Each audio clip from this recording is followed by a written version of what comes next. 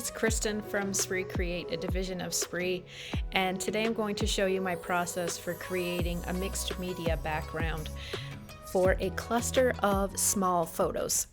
So I began by grabbing a 12 by 12 piece of white cardstock. I printed my photos in 2 by 2s from my Epson PictureMate 400, and then I gathered some stencils, some art crayons, a sleeve from a package of stickers, my Stays On Black ink, a few Mr. Huey's, and some adhesive and a few other of the basics. I also grabbed behind my desk the Ziploc baggie that I have containing all of my Disney collections. I believe there's Say Cheese 4 and 3 in that container. And because these pictures are from Disney, I get it out just in case I need some stickers or some embellishments. So I grab my 2 by 2 or my 2-inch circle punch, and I punch out my 4 selfies that I have of myself and my family at Disney. And I have this guide here is from the Creative Memories circle cutters, and they are my ride or die. They're my go-tos for cutting circles. So I use my guide and I'm just matting my pictures with a little bit of white. I know that I'm going to do some mixed media in the background, so I just want something to help the photos pop and to separate them from the mixed media background. So I'm just adhering those on here and getting them prepped. I had only done 3. I forgot I had 4 pictures. So I go back and I get those ready. And what I'm doing now is just kind of visually trying to get an idea of about how big my mixed media background should be for this cluster of pictures. So I'm still not exactly sure how it's all going to lay out, but I just want kind of a general idea. So I hop right to the background. So I grab a little container of water with a paintbrush and I scribble some of those art crayons onto the acrylic sleeve, or that just the plastic sleeve, and I use a very small amount of water, and I'm just blending that out and making sure that it's all mixed and that there are no chunks or concentrated pieces of the crayon on the sleeve. And I'm just kind of playing around with it and making sure that it's nice and mixed, and I don't want it to look like there are paint brush strokes on it, so I do go back and just kind of sponge it. And then I'm going to do the kiss method. I believe Vicky Boutin may have come up with that terminology. So I'm just taking that small little bit of pigment and I'm just pressing it onto my paper.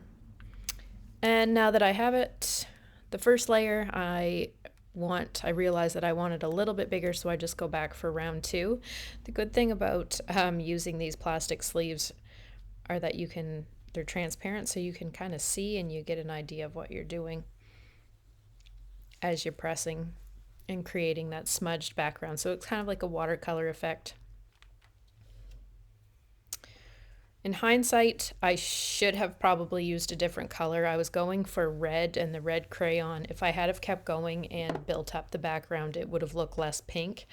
But I am still happy with how it turned out. But I do want to add a little bit more in terms of color and layers. So I grab a stamp. This stamp is from the Stamp Market, and it's kind of just a bunch of organic dots, and so I use my Stays On, and I'm using the dots to kind of replicate the dots in the Minnie Mouse ears in the picture.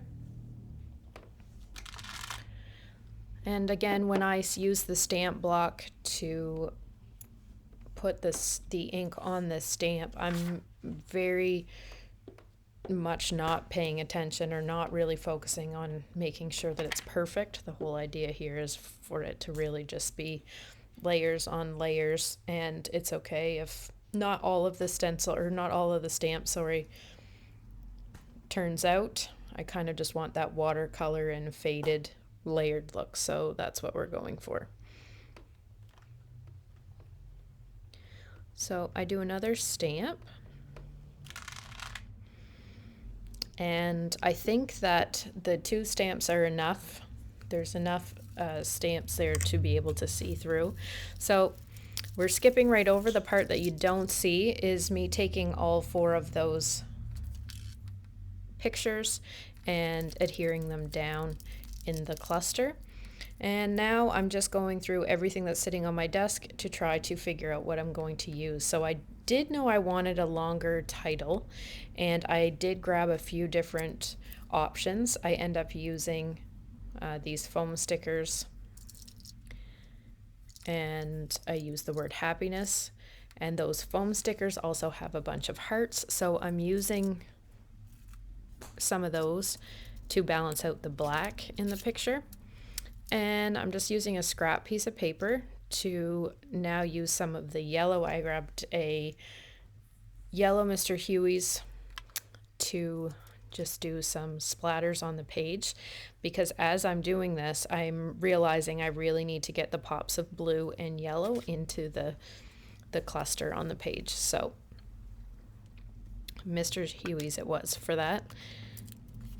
And now that I've gotten splatter pretty much everywhere, I'm cleaning up my mat, and now I'm going in for the rest of the embellishments. So that bottom right hand corner, I know I want to do some journaling. It takes me a minute, but I end up journaling happiness is matching your ears to your outfits each day while on vacation. I have over the years collected quite a few sets of Minnie and Mickey ears for our Disney vacations. So I'm just going back and I'm lining that out with my ultra thin Sharpie.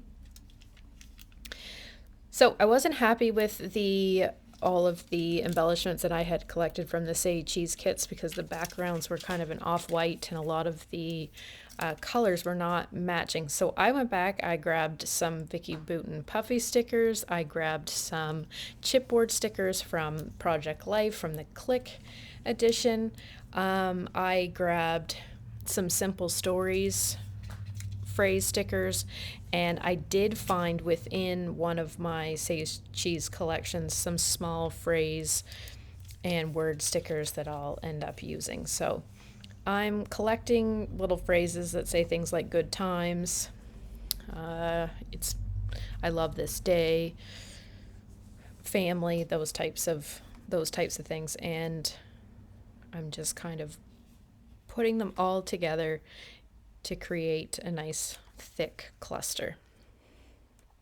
So I want to add some white up here with the black words, and you can see I'm trying to find placement, and it was just that the sticker was a little too big, so I just trim it down and then I can put it where I had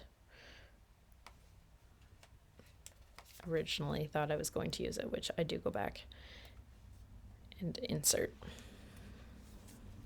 There we go. So the phrase is now on the left and right, so they're starting to balance each other out. I go back into my Vicky Bouton stickers because I know that there's yellow, and yellow is really what I was missing in the page.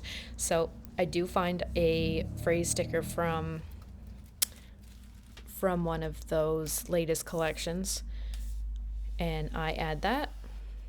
I go back and I outline the page to kind of ground it. I often do that if I'm using a plain white background.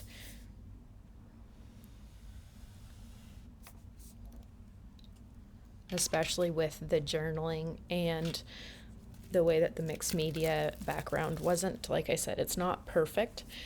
So I like the thin sketched lines on the edge of the paper.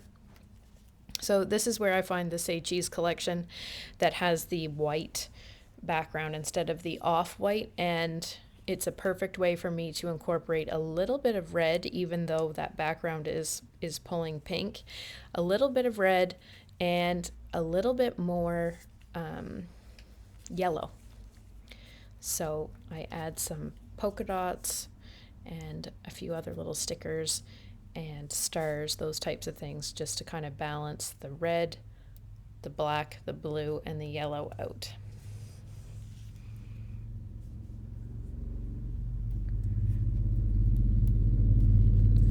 Add those little stickers on the right hand side, so I find the matching and I put them on the top on the left.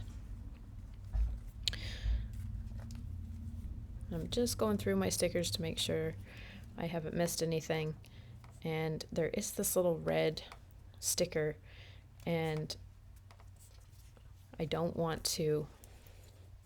want to include it, but I didn't know where.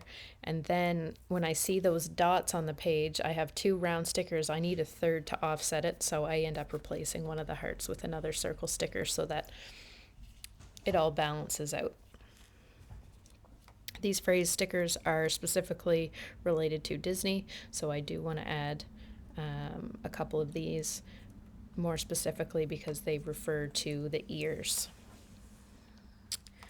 So it seems very fitting. So I put one on the left, so I put one on the right to balance it out, and voila! It's a quick, easy cluster page with mixed media. It's a great way to use up some of your stickers or loose ends that you have left over from various kits. Hopefully you have been inspired, and as always, thanks for watching.